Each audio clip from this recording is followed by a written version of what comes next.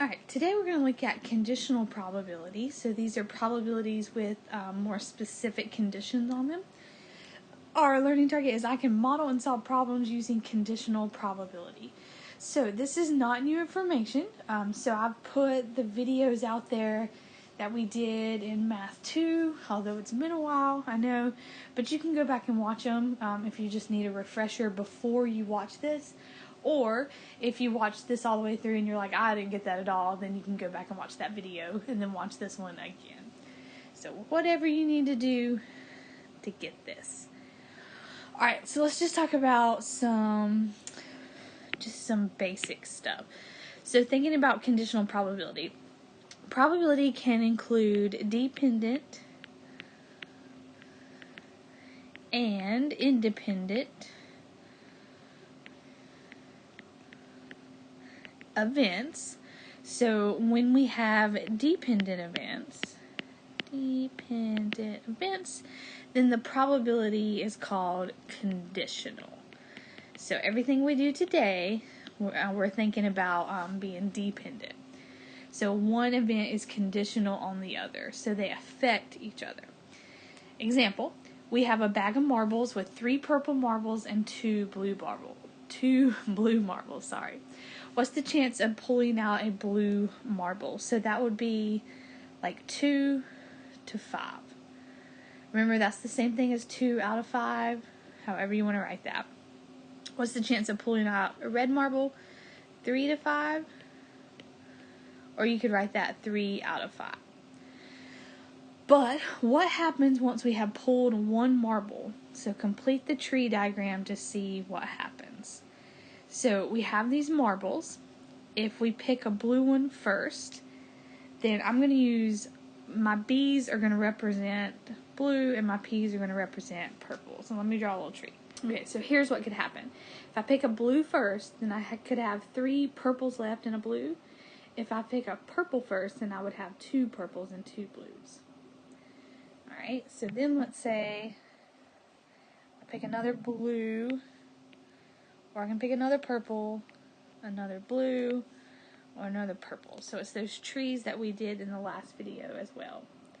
Alright, so here's what could happen. Alright, so I could be left with 3 purples.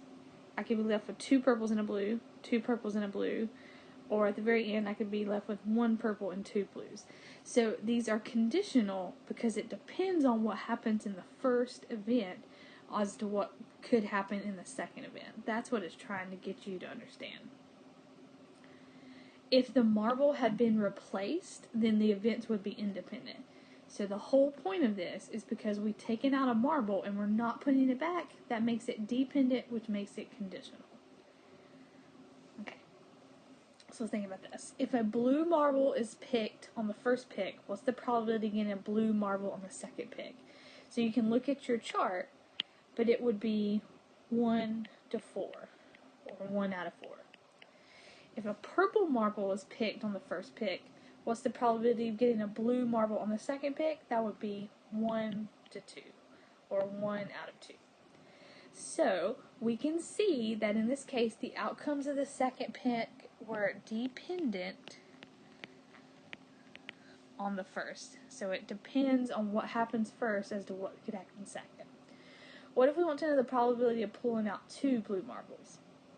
So the probability of the first event looks like this, times the probability of the second event after the first event has happened. So anytime you see this, that's the probability of B happening knowing that A has occurred. So it changes your bottom number. Okay, so the probability of selecting 2 blue marbles. So the probability of just A would be 2 out of 5. Alright. So now we know that A has happened. So there's only 4 left. And there's only one possible way to pick this. So this is what I mean when I say B, given that A has happened. So my formula says that I would multiply these two down. So 2/5 times 1/4 equals 2 out of 20, which reduces to 1 out of 10. It didn't make sense. Let me give you a visual. So we have 3 purple marbles and 2 blue to start with. So the probability of picking a blue would be 2 out of the total of 5. Then, we've already taken 1 out. So now we have purple, purple, purple, and blue. So now we only have 4 to worry about, and there's only 1 blue one. So this is how I'm getting 2 out of 5, and then 1 out of 4. And I'm multiplying both of those together to get the 1 out of 10. So you can draw you a little picture just like I did, and it could help you if you're a more visual person. Okay, so more about the probability of B given A. So you're not always going to be able to draw a tree diagram, or you don't have enough time. So it's easy to see the probability of an event given another event. But what if there are 4 or 40 or 400 possibilities? You do not want to draw a visual picture. So we have this formula to help us out. And it's a little confusing at first. Alright, so remember, this is the probability of B knowing that A has happened. So on top would be the probability of A and B happening at the same time. And on the bottom would just be the probability of A. So don't worry about this one. If you're really concerned, I can send you an explanation. I don't think you need to know it. So here's an example. 65% of your friends like chocolate ice cream. Alright. And 20% like chocolate and strawberry. What percent of those who like chocolate also like strawberry? So when I say probability of A, what I'm really saying is your probability of friends who like chocolate. Chocolate. Oh my gosh, I spelled that so wrong. Don't look at that. Wasn't looking at what I was writing. Okay. So the probability of friends who like chocolate is 0.65. Alright, when I say the probability of A and B, what I'm really saying is the probability of friends who like chocolate and strawberry. Alright, so when we read that, we get 0.20.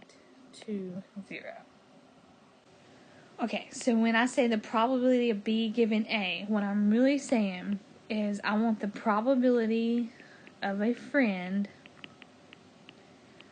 liking strawberry knowing they like chocolate.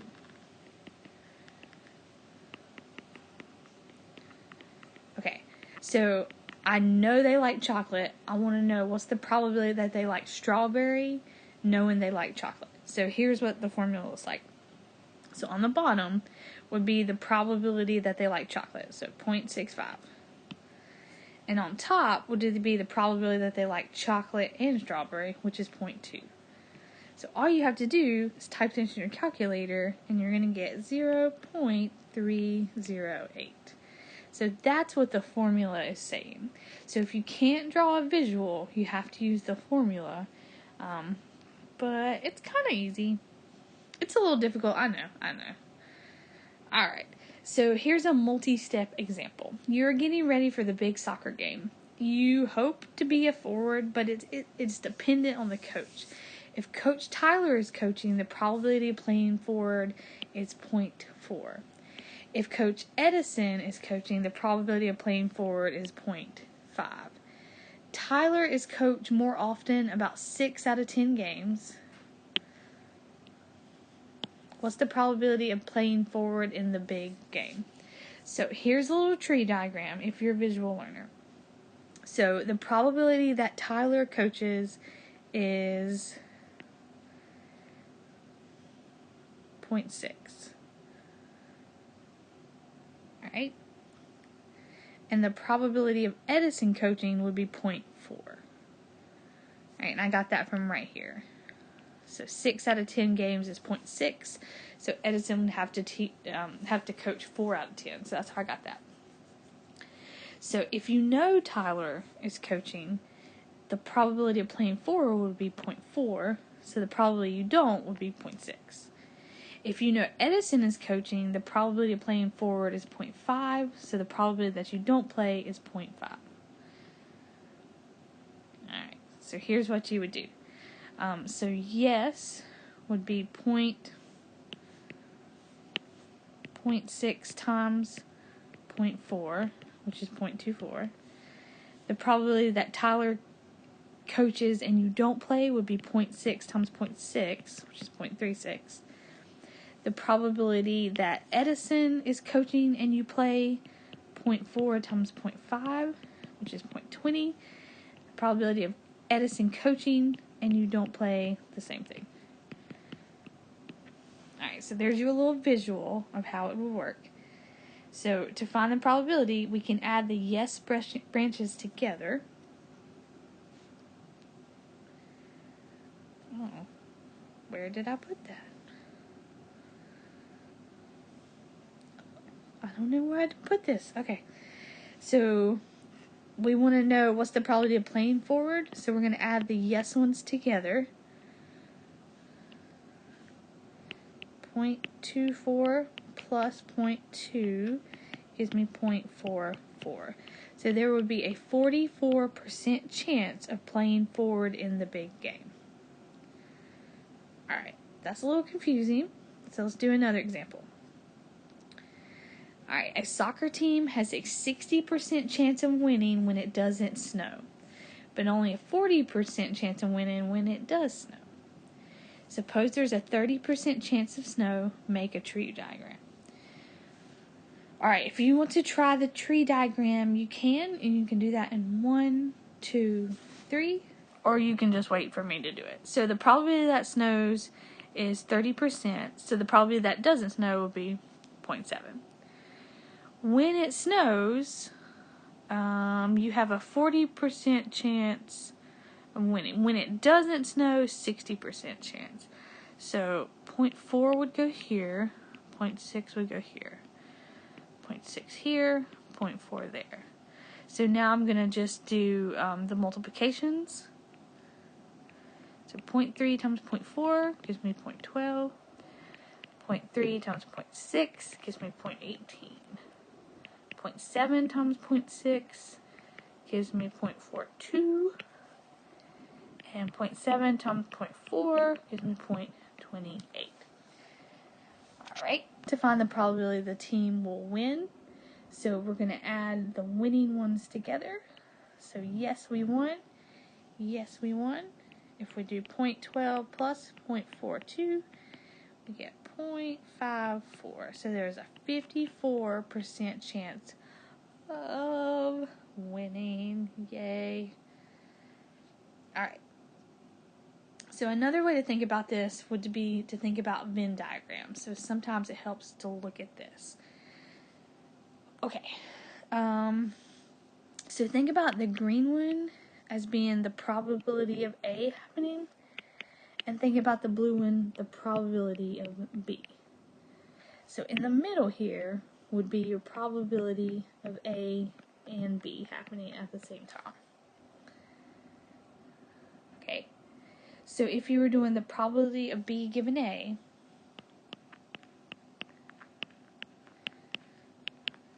on top would be your overlapping, and on the bottom would be just that green probability. So it's kind of like the green's on the bottom, and on top is your overlap in the middle. So this is the top of your fraction, but the entire green is your bottom. Alright, so if we apply that to this next example, think about this.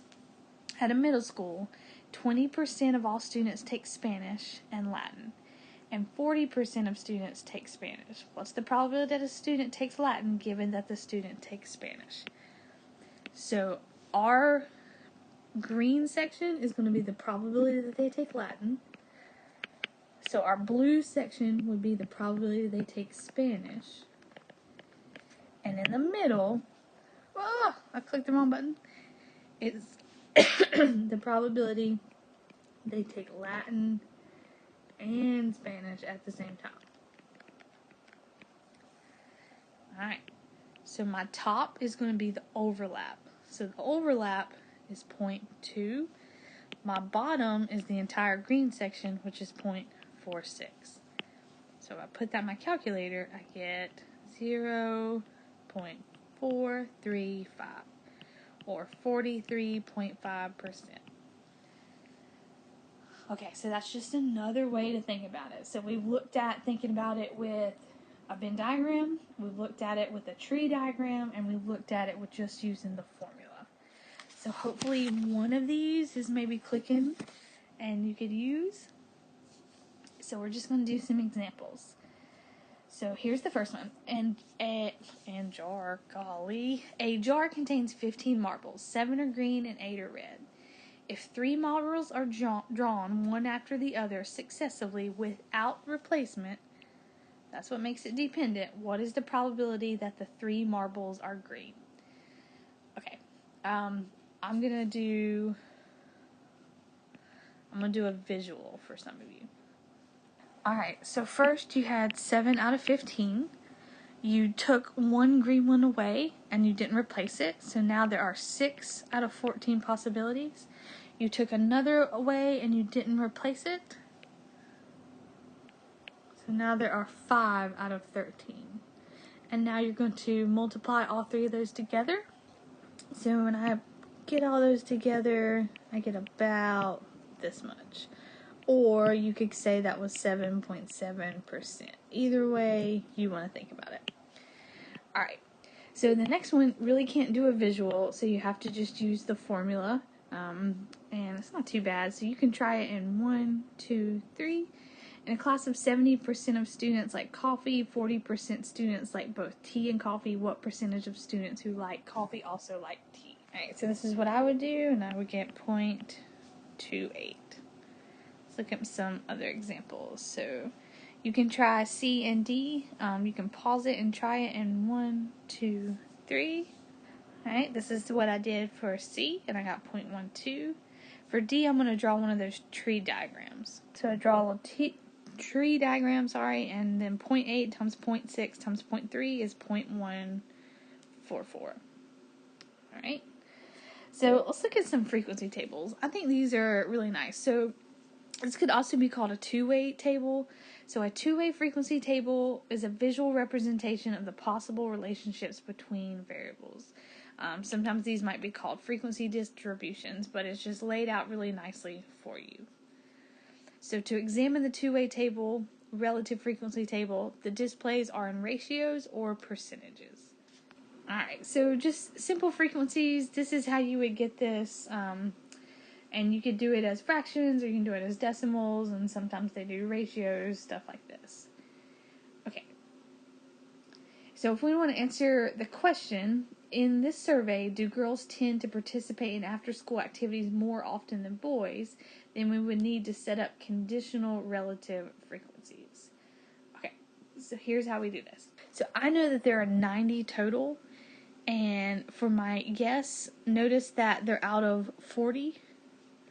So when I do no's, it's going to be out of 50 instead of out of 90 like we did in that last table. Okay, so like this one would have to be 50 out of 50. So there would be 23 out of 50, which is 0.46. This next one would be 27 out of 50, which is equal to 0.54. And then my total would be 45 out of 90, which is 0.5. 45 out of 90, which is 0.5. So in a two-way table, if it's for columns, the entries in each column are divided by the total for that column. If it's for rows, then the entries in the rows are divided by the total for that row. Okay, so let's interpret the tables. So looking at that last table, you're going to answer these questions, and you can try them by yourself if you want to in 1, 2, 3. This is pretty simple. So how many girls participate in after-school activities? 22, just looking at the table. How many people were surveyed? 90 in total. How many of those surveys do not participate in after-school activities? 50. What proportion of girls surveys do not participate in after-school activities? 0.26. Or you get that by doing 23 out of 90. Alright, what proportion of students surveyed participate in after-school activities? That's 0.44. I don't know why my pen's not working. There we go. According to the survey, do girls participate in activities at a higher rate? So I would say yes. So girls are 55% and then boys are 45%. So that's how I got that. And then the last one, according to the survey, do girls or boys choose not to participate in after-school activities at a higher rate? And I would say boys. So boys are 54% saying no, and then girls are 46%. So that's how I got that. So just knowing how to find that table, knowing how to read the table, and then making conclusions from it. Alright, so you could do this. It's just in your own words. If you do it, then you're good. If you don't, then you're not. So sometimes we need to determine the probability of an immediate event, such as the probability of picking a red marble out of a bag of marbles. Other times, probability is long-term, such as what is the probability that a population carries a certain gene. If we test one person, we get a yes or no. That doesn't tell us much, so we observe many points over time to determine the probability. So in a long-run relative frequency, the probability minus the proportion of time it occurs over time. So let's look at an example. We are curious about the relative frequency of girls being born in Cityville. Below is the relative frequency of female births for a 1 year period. So I'm going to do the proportions really quickly in that bottom row. You can do it with me. Just put it in your calculator. And then we can answer the questions. What's the proportion of girls after 1 week? That's 0.5. And what's the relative frequency of girls after 1 year? 0.481. So over time, the long run relative frequency of girls' births settle below 50%. Okay, so how to calculate. Let's do this really quickly. Okay, so you can read over this really quickly, and here's my example. So the total outcomes being studied in the example 7, and then T would be the total outcomes for the period of time 48, when I would get this number. Alright, so read through that, see if that makes sense, and then let me do this last one, because I'm running out of time, sorry. And actually, we were going to do this if we weren't in class, but we're not. You can try it. You can do it if you want to. Those are your notes. Turn in your notes. You get a grade for it. Let me know if you have any questions.